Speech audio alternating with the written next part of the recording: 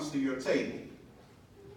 Now, metaphorically speaking, you are the organization for this example, and I am the server. Y'all with me? Okay. First, in explaining my servant leadership style, there is the drink order. This is the first interaction that an individual in a restaurant has with the server. Server comes up, introduces himself, say, "Can I take your drink order?" Right? It's no different in servant leadership.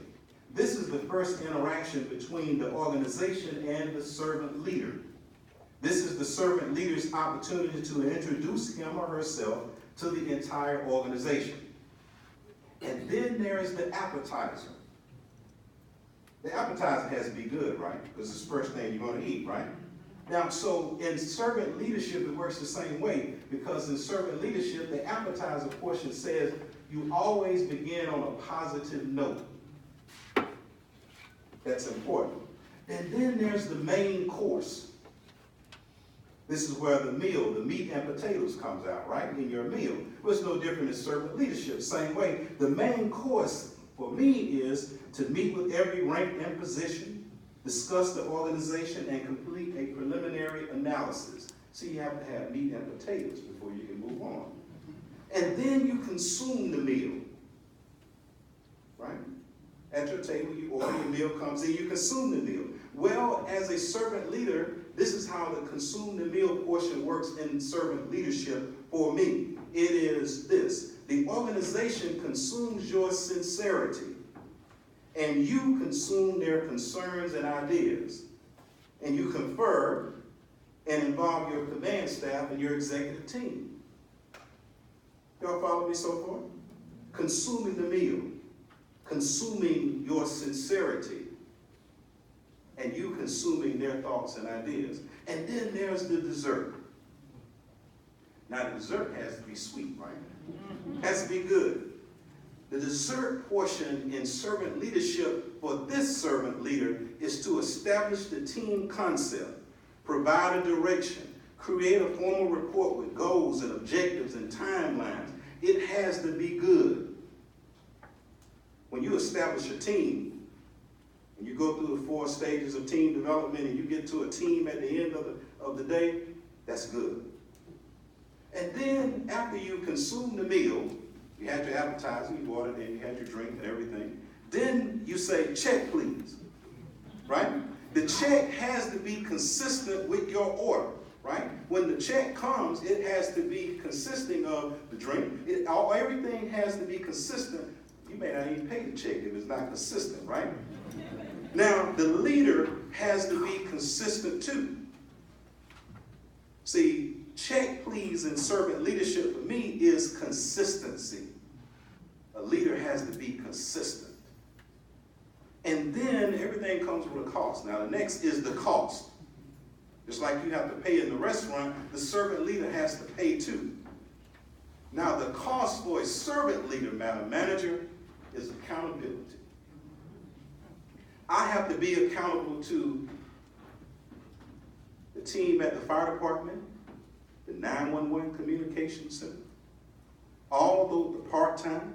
I have to be accountable to you. You have to be accountable to me, and we have to be accountable to the goals and missions of the city of Albany.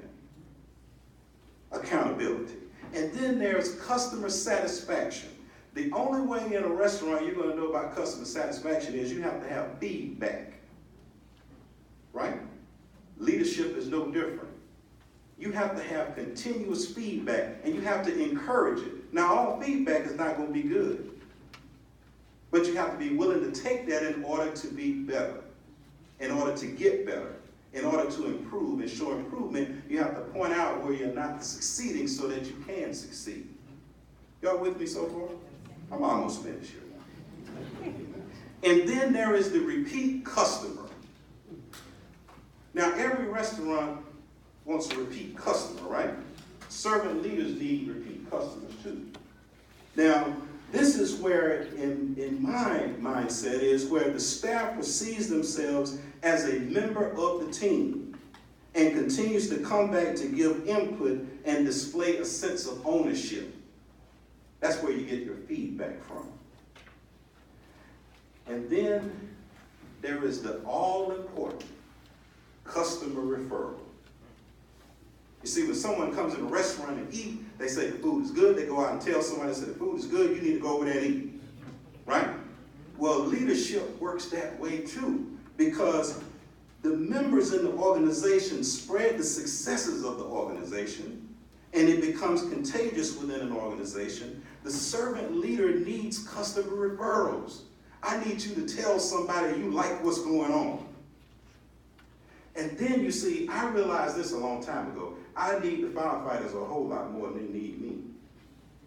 Once you understand that, it all comes together for you.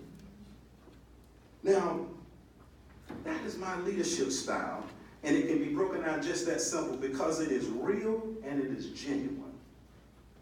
Ron Holyfield said that when coming into a new organization, one should listen, learn, and love. Listen. A leader must take time to listen to the concerns, thoughts, and ideas of the organization in order to understand the organization and its complexities.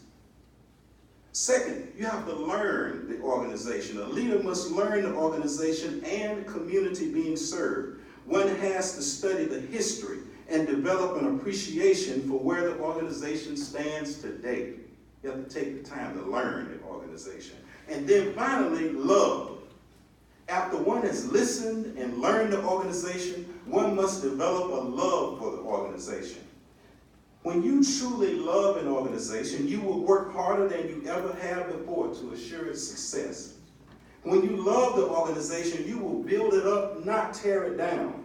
You will excel and not dwell on anything negative. You will create an environment that is inclusive, tolerant, and free of harassment. And because you love the organization, if any of those things are found, you promise to eradicate it immediately and without fail.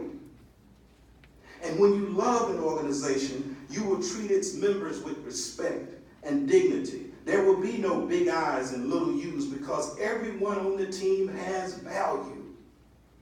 Everyone has value. So in conclusion, I promise to listen, to learn, and to love this department and our beautiful city. Thank you and good day.